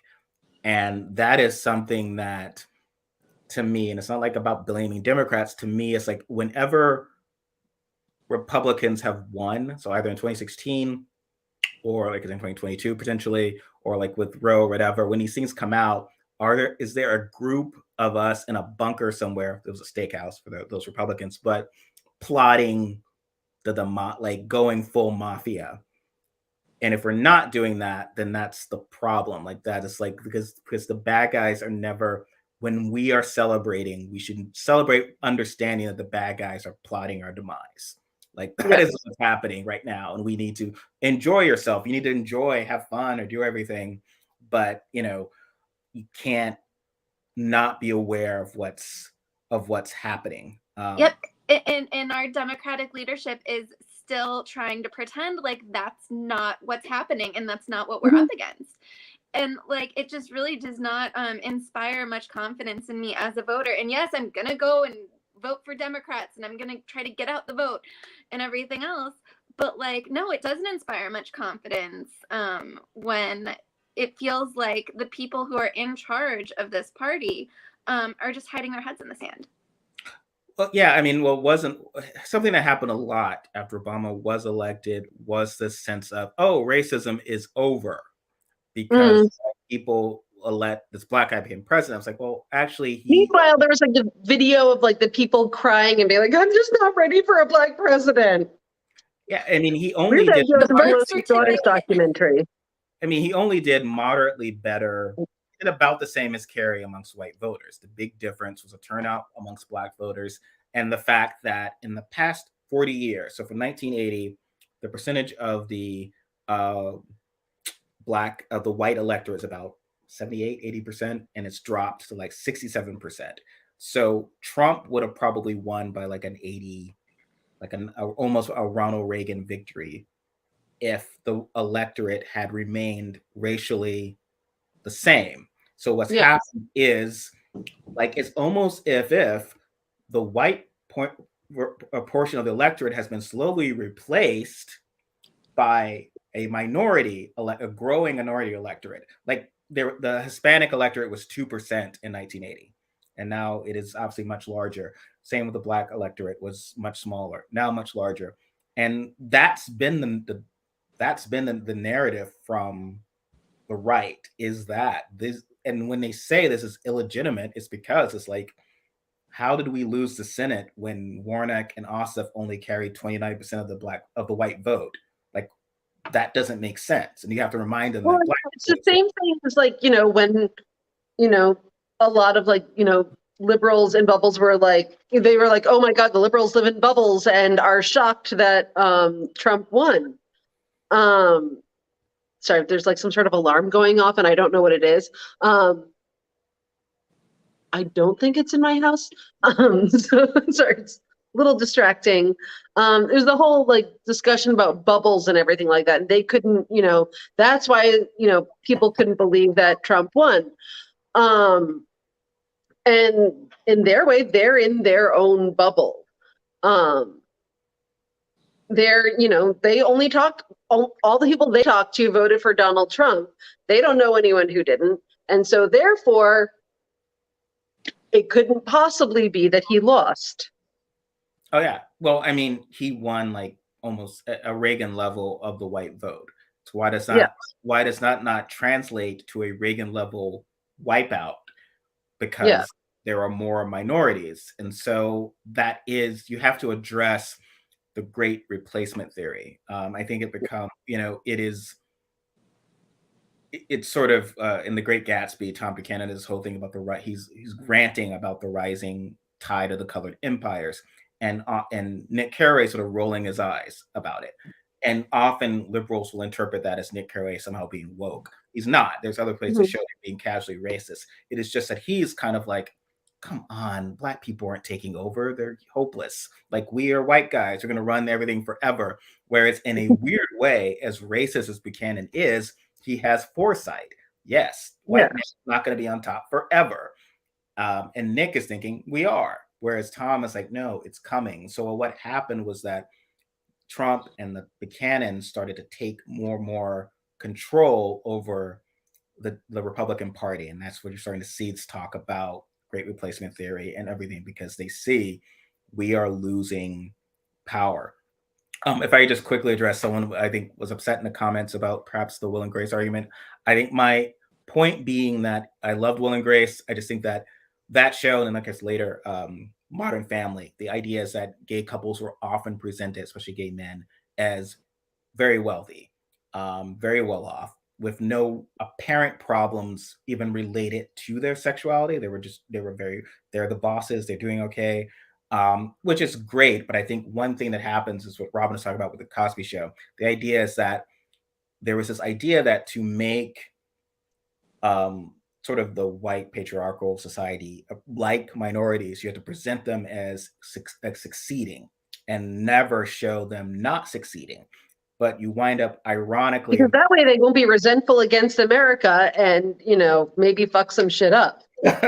But the twist of that is that if you're just sitting in a one-room, shack with rabbit ears TV reception, and you're a white guy, and they've closed the factory in your town, and then Hillary Clinton comes in talking about, hey, gay people have tough times too. You're like, what are you talking about? Like, I can barely. These guys are, every time I turn the TV, whenever I see gay people, they're doing very well. And so, and I think we do need this. I do think we hide away from talking about how, from trans people, we want to focus on, here's this trans lady who's the best at everything she's done and how she's kicked ass, rather than, well, actually, it's still very tough to live as a trans person in our society. And I think Yeah. especially now, and with the garbage that DeSantis and others have been doing. So yeah. Well, and in Texas, it's illegal to care about your transgender kid now, basically. So Yeah. that's where things are there. I mean, in Alabama, they're trying to make it illegal to care for yourself, an adult trans person. Like, yes, and that is horrifying. And those are stories like, that we sort of, I think, perhaps need to tell more of now too, because they are yeah, real. I have been negligent in covering that because all the Roe stuff, and I've been a little bit overwhelmed, but I need to be paying more attention to that, I think. So Yeah. sorry. I mean, it's all part of just so much. There's so much terrible all the time. Right. And it's all part of like the dehumanization that is going on too, like to get back to what we were talking about. Like, and it's really going after everyone. It's going after, trans folks, going after queer people, women, pregnant people. They're not really people who deserve rights. It's their uteruses are state property. And even if you're not a member of a marginalized group, if you care about them, then you're part of the woke mob, or you're a pedophile, a fucking pedophile. I mean, this is what they're saying. And yeah, well, this is the thing. I hate to say it. I really hate to say it. It's fucking rhetorically brilliant. Oh yeah, it is. It's awful. It's the worst thing ever. It's rhetorically brilliant because, as I've said a million times, people's brains fly out of their heads as soon as a kid is involved. And they do not need evidence. They do not need anything other than just like someone saying a thing. And they're like, absolutely, that person is a pedophile. Mm-hmm. No questions at all. And if you question it, then that means that you love pedophiles and or like are one yourself. I think there's and that is very historically true in America with a lot of things. Sorry. Well, wasn't the underpinnings for as long as I remember for gay rights had often been, oh, well, what two consenting people do, adults do is fine. And so I think, as you're saying, it's really brilliant to attack those underpinnings and say that it's not about consenting adults. It's about children who gay people are preying on and actively trying to recruit and to make, like, to change. And it's all about changing the world, changing the humanity of the society. Like, this is making your children resent you or think that they are, and so they're doing a very good job at that. I don't know if our counter has been as effective. I feel like there's no one. It's the sense of instead to say like, oh, DeSantis doesn't really mean that. And I don't know what good is that. I mean, because to me, if you're saying that Stefanik or someone like Ellie Stefanik is just an opportunist, because then that means that there's an audience for it. And that the majority of the population wants her overt racism. And that's even more dangerous. So to me, I'm only concerned with what people actually do in their actions. And Stefan, this is a party of racists. They need to sort of say that, of racists, their racist philosophy. I mean, a pedophile is worse than a racist. So we should probably not be afraid to say racist, sexist. Yeah. Oh, yeah. Their whole thing is, well, we have to you called us racists, so we're going to call you pedophiles, and fair is fair. And they literally said that. They said that, like, this is what we're doing here because it's not fair that you called us racists just because we said a lot of things that were very obviously racist. Yes. And well, being called a racist is worse than being racist, Yes. There is no racism in the world unless it's Black people being racist to white people, in which case we're the worst racists ever. We're not particularly very good at it. We should probably try to specialize in something else. White people seem to be doing a very better job at implementing racism. But Trump will call anyone, like he calls Letitia James the racist prosecutor just because she's a Black woman. Like somehow she's out to get him because he's white, but there's no accountability for that. His being at large is sort of, I think history books will have trouble comprehending, if there are still history books, as to like, well, shouldn't we have done everything possible to ruin him and make it impossible for him to, like, he should be living under a bridge somewhere. And if he couldn't manage to do that, like, how weak is our Department of Justice? And I guess, again, the institutionalists in Blue MAGA will say, no, it's important that you do the right thing.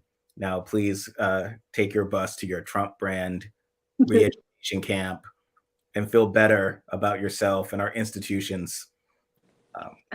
Don't worry, we won't have real history books. They will all just be talking about the rise of our dear leader.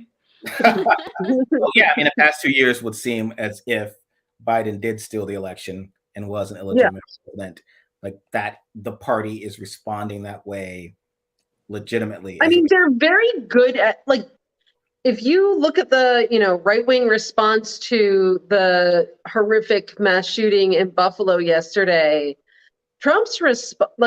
his personal response was, oh, they're having shootings in Buffalo, but not one person was harmed when I had people in Afghanistan. Like that was his response. There are not going to be like Republicans out there being like, we really need to stop this whole great replacement theory thing and stop being so super racist all the time. No, they're already trying to figure out a way that, like, oh no, he was secretly a Democrat. On the QAnon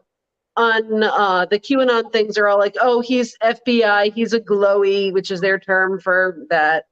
And this is all a conspiracy just to make us look bad. And there's no acknowledgement.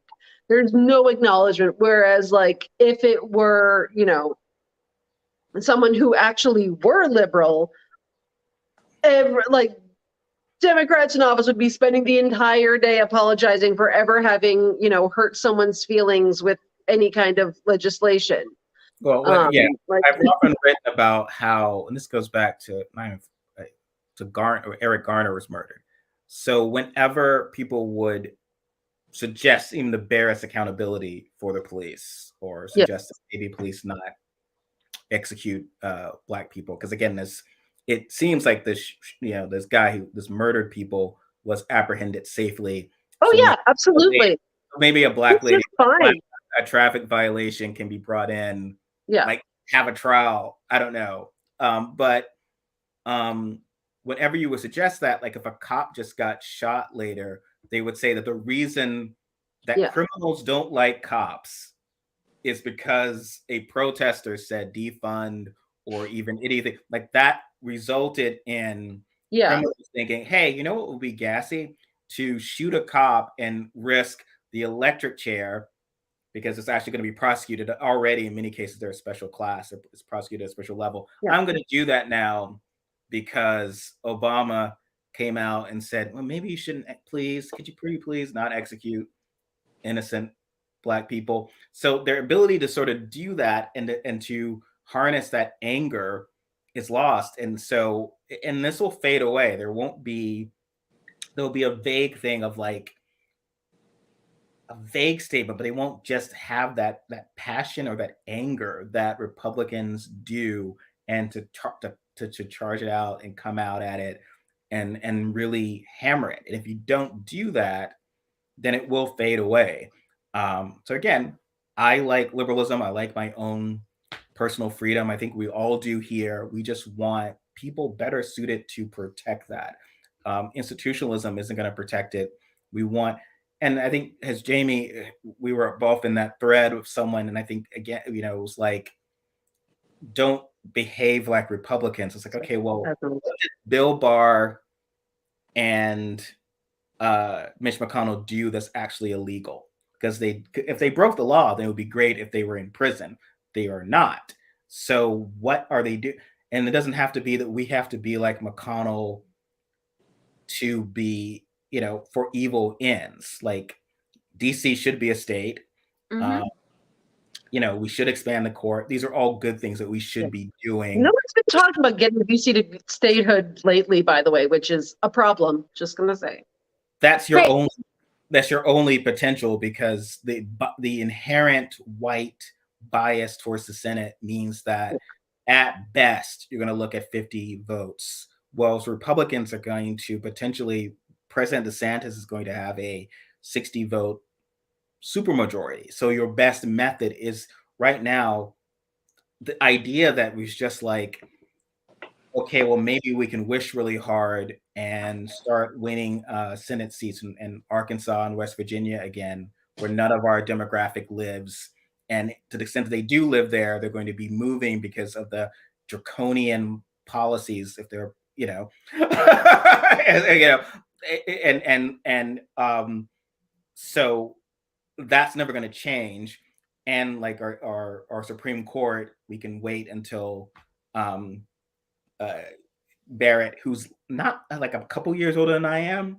Yeah. So he's gonna, like, you know, my son will be in his 50s and she's still gonna be in the court. So it's like, we need a drastic change. And so the idea of not looking at that, or the think that maybe we should play hardball. When Chris Coons came out and said, "Oh gosh, those Republicans are so mean to Ketanji Brown Jackson. It makes me regret that I voted against Gorsuch." What? Huh?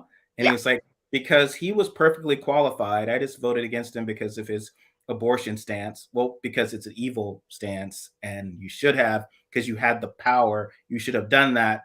And so it's just that's the cluelessness of it. It's like, well, you should have done this. Like Mitch McConnell, if I were a Republican, I'd say he's a fucking hero for not allowing Obama to shift the court like 8 minutes, 8 steps to the left with Garland over Scalia. I'm being unfair, and he's moderate. He's even much better than Scalia. But the idea that our current Democratic Party, even after Garland, if Trump, was president and Ginsburg and we had the Senate and Ginsburg had died, like say in January. Right. Of course you don't fucking confirm someone. Like that is the game we're playing now. But they would have said, no, the institution matters. It's like, okay, well, then what matters? Institutionalism or, the right to, our freedoms and so forth. And so if you're not going to play that hardball, but something I get a lot, and it is from the people who everyone believes is going to save us. They're going to be on those horses. A lot of white moderates, left-leaning moderates, and I live in kind of sort of well-off white liberalism in Portland. Their sense is, oh, if we become like them, then our country's gone. And why can't we be nice to each other? And we have to have our institutions.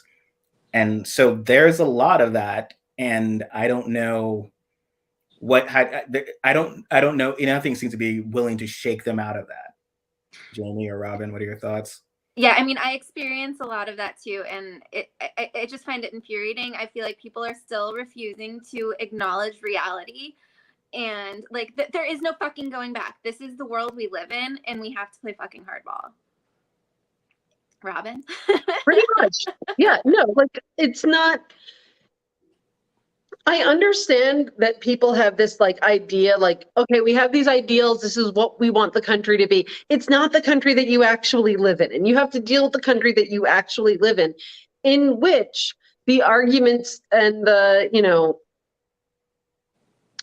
cases that get made are like, if you want it to be successful, you have to be fucking convincing, and you have to be like actually passionate about it. Yep. You can't just be like, I could give or take, or, we need to do incrementalism because all of our ideas are so repulsive. But if we just hide them in the mashed potatoes, no one will ever notice. Yeah. But again, which is a great way of getting people to think that your policies are terrible. But, like, why would you actually say that with your mouth? Absolutely. And that's my concern. I just feel like, again, I have some insight into sort of both in Seattle and Portland of certain folks off. They are not, as Jamie will know, the people who are like, if Trump fires Mueller, we're going to take to the streets. That seems to be a constant. Oh my God. Robert Mueller was going to save us. Yeah. But Totally. That's totally a thing that's going to happen in real life in the country that we live in. those white moderates are they're not getting, the But Fox also it's News, bad when people do take to the streets. Fox News radicalized the anger in old grannies, Yeah. right, grannies. But whereas a lot of these white moderates on our side are just turning off the news. They're not fighting. They're fleeing. They're sort of like, I don't want to even hear about it. It's so terrible and so awful. And that's the point. And it's like, I mean, maybe they might still vote, but if they were inclined right now, the situation is that the biggest issue is going to be inflation. So if you are pretending that they are going to be inspired on their own, you've got to shake them to get them angry, because right now these people are just like, I want it to go away. They're the reason they voted for Biden, right? Like he's going to everyone's going to shake hands, things are going to be restored. And when people talk nostalgically about the Reagan Tip O'Neill relationship, that was a Republican president, eating the lunch of a Democratic House on the regular. I mean, maybe it could have been worse. I imagine it might have been worse if Reagan had a Republican House. I mean, I didn't lose my dad in the Great Negro Purge of 1986 because there was no, somehow maybe it could have been worse, but otherwise Reagan kicked all kinds of ass. So when you talk about the grand days of, he got everything he wanted. Yeah, so they made deals. That was great deals or whatever. So I feel like people want that and are retreating. And the only way you get that is when Republicans, President DeSantis will kind of maybe let everyone come out go out in the yard for a bit. And then everything will be nice. And Chris Coons will talk about things that have been ordered and, it's nice. And, Mitch McConnell, we're having lunch again. And because we're just here to create the illusion of a two-party system. Yeah. And we're effectively a weak opposition party. So I would hope for more. I'm thinking that we need more, because I like to be a Democrat that wins. That's all I'm asking, is that we win every once in a while. Yeah. And I get it. I don't want to live in this world either. I sure wish that we were in a different timeline too, but we're fucking not. This is reality. This is the fucking world that we live in. And if we don't fight like hell, I mean, we are going to fall into fucking fascism. And that is reality. Now, there was no there, and we'll go close to time, but to me, it's just from your ideas. I'm not being unfair, right? It just seems like Biden and Democrats did not govern in any way as if Republicans did not try to overturn a free and fair election, have a coup, that Trump was even president. Instead, it was just Biden beat maybe Rubio or someone, and he's coming in and the bipartisan deal, despite we're following good behavior. Despite what was happening at the state level that we saw from the school boards and the abortion, the past 2 years is astonishing.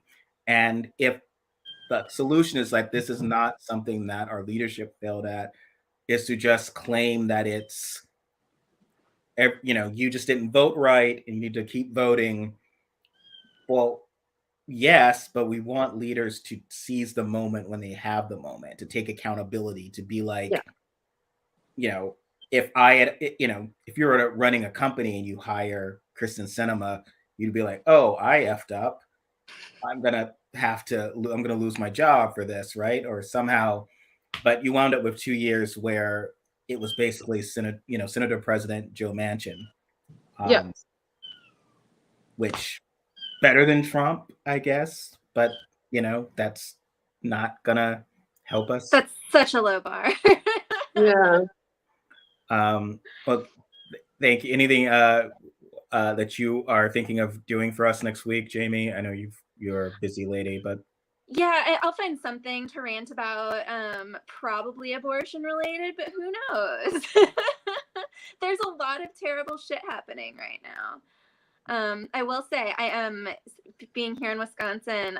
One of the Democrats running for Senate, Sarah Godolewski, has been like attacking Ron Johnson specifically on abortion nonstop since the draft came out, and Great. just fuck yes, keep it coming. Do you think she can win the nomination, or when is that? I think she can. We'll see. Our lieutenant governor is also running, and he'd be a good candidate too. He's our first Black lieutenant governor. And I really like him, but and actually, like, I wasn't sure who I was gonna vote for in the primary, but like Sarah has really been winning me over with her abortion ads. Great. I know. I think making that more visible will certainly be important. And Robyn, what do we have to see from you? Oh, honestly, who even knows? Right now, I'm like still trying to figure out if I'm gonna like make it out to me and my sister usually go to like a crab dinner on Sundays because we like eating where there's a bucket.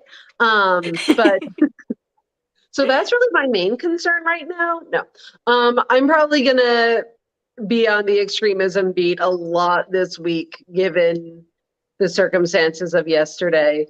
So I assume that there's going to be a lot of that. So that's always fun. Where's cheerful? Maybe I'll do a Melania to have some degree of fun in there for the day.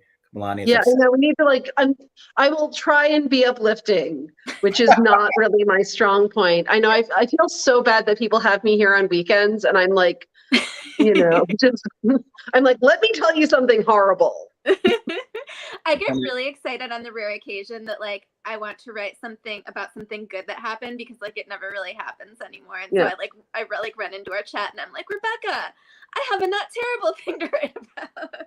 There we go. More not terrible things. Thank you everyone for coming out and joining us. And thank you, Jamie, and we'll have you back again soon. Hopefully next week will be better enough that we won't have to bring you back again so soon, but it was great having you. Thank you. Yes. Always fun to join. Bye-bye. Bye.